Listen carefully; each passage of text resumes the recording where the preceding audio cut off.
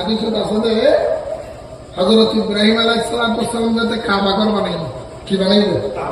হযরত ইব্রাহিম আলাইহিস সালাম ইসমাঈল আলাইহিস সালাম কাবা ঘর বানানোর পরে হদুম সংকর মাঝিনি হদুম হাতা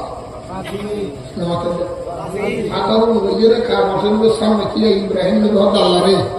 আর তো নিজে যে ফাত্তর আছে আর ফাত্তর এবং ঠ্যাং উঠো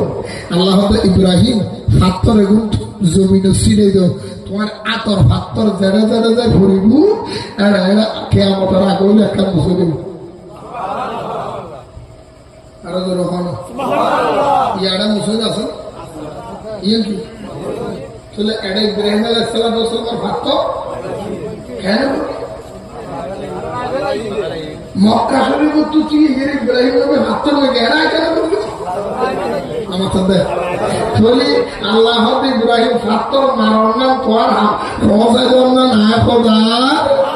আরো রহনা ইব্রাহিম নবীর হাতে ফাত্তর বানিয়ে দেয় এরিয়ার ফাত্তর যদি এই পুরুষগুলোর জমিনে তাই চলে এর ভিতরে পরে চলে আর নবীর আল্লাহ রব্বুল আলামিন বন্ধু হিসেবে সব জায়গায় উত্তরে যাবার ক্ষমতা দিচ্ছে না পারে